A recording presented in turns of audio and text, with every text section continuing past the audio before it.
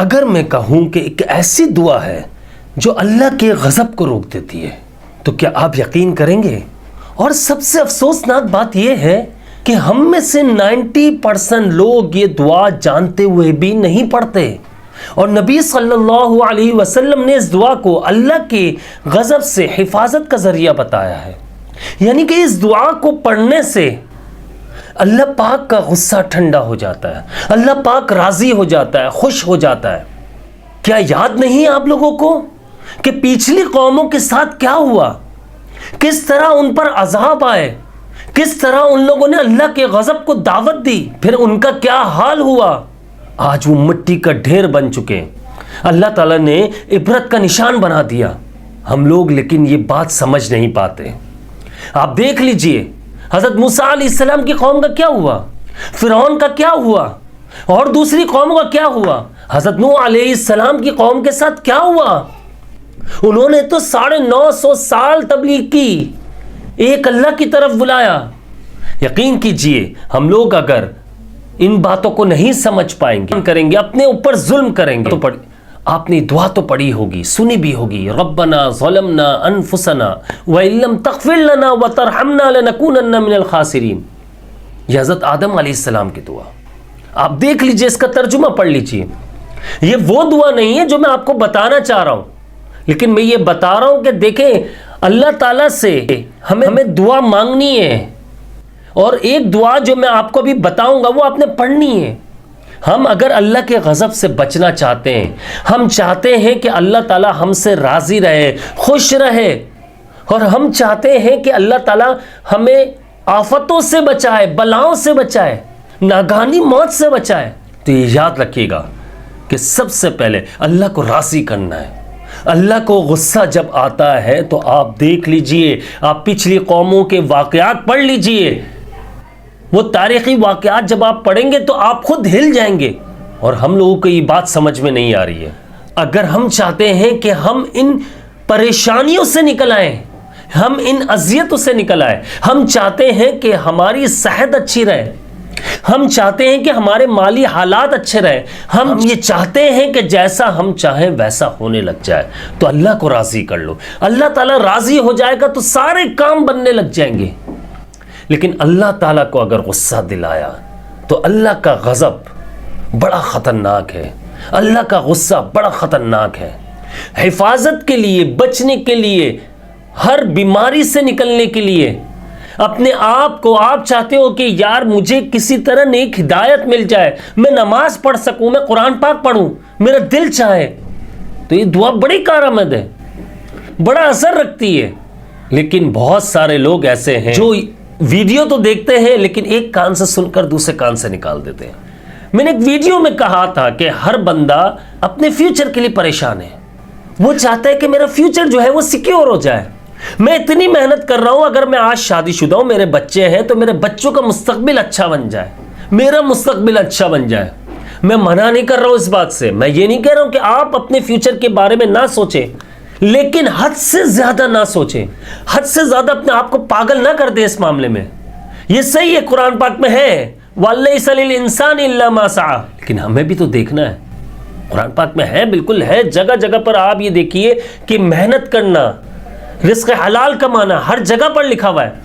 اور انسان کو وہی سب کچھ ملتا ہے جس کے لیے وہ محنت کرتا ہے۔ لیکن آپ یہ دیکھیے کہیں بھی یہ نہیں لکھا ہوا کہ دنیا، کہ صرف دنیا کے لیے کرو، آخرت کا بھی ذکر ہے، دنیا سے زیادہ آخرت کا ذکر ہے۔ ہم جس فیوچر کے بارے میں سوچ رہے ہوتے ہیں، فیوچر میں حقیقت میں اگر ہم جھانکنا شروع کر دیں، ہم اگر بابا بننے کی کوشش کریں، جو فیوچر میں جھانکنے کی کرتے، تو اوریجنل والے بابا بن کے آپ جھانکنے کی کرو گے تو فیوچر میں صرف اور صرف آپ کو موت نظر آئے گی، ہم سب کی موت، ہم سب نے مرنا ہے۔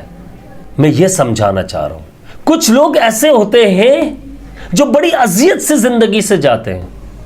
کچھ لوگ ایسے ہوتے ہیں جو بڑے سکون سے چلے جاتے ہیں، ان کا پتہ بھی نہیں چلتا، یعنی کہ وہ بڑھاپے تک پہنچتے ہیں لیکن وہ کسی کے محتاج نہیں ہوتے۔ بہت سے لوگ ایسے ہیں جو محتاج ہو جاتے ہیں، ان کو سمجھ میں نہیں آتا یار یہ بڑھاپا کیا یار عذاب ہے، وہ یہ سوچتے ہیں۔ تو دیکھو، یہ یاد رکھو کہ آج جوانی ہے تم پر،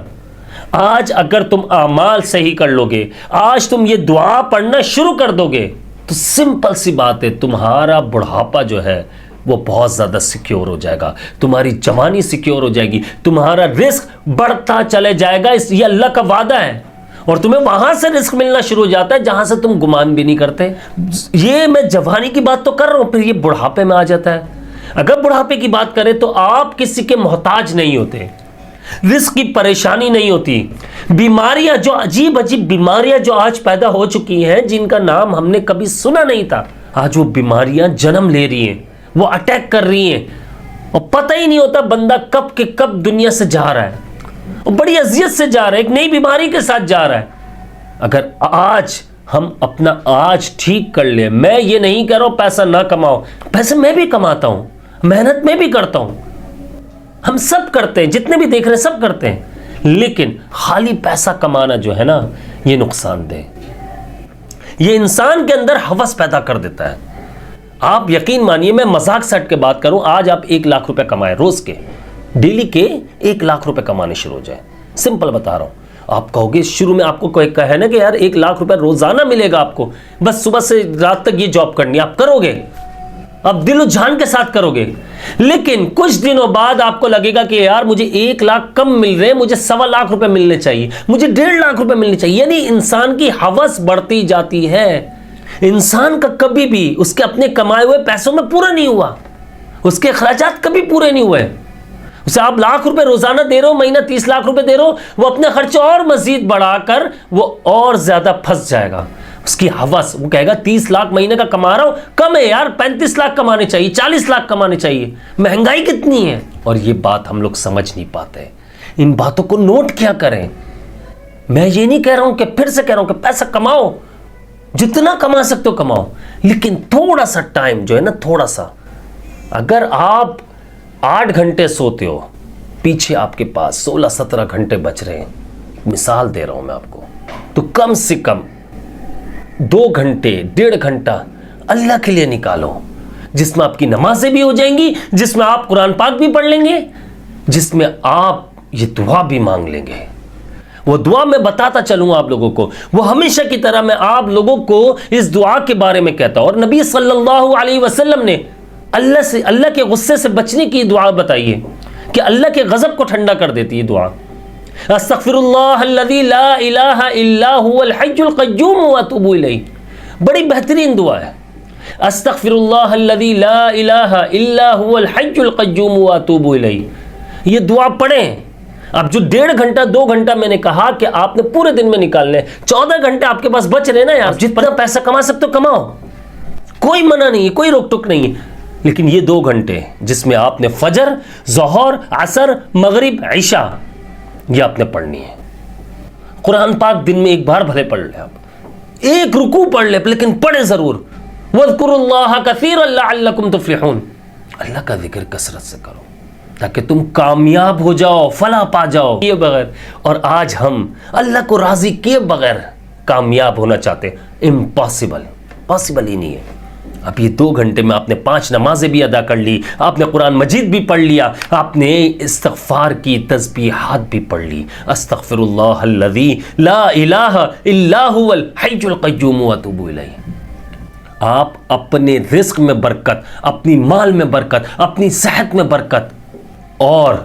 وہ کام جو نہ ہوئے کبھی، سالوں سے پھنسے ہوئے کام، وہ کام جو آپ جن کی امید لگا کر بیٹھے وہ کام بھی آپ کے ہو جائیں گے، جو آپ کی زندگی میں ناممکن لگتے وہ بھی ممکن ہو جائیں گے، کیونکہ اللہ رب العزت کے لیے کوئی بھی کام ناممکن نہیں ہے۔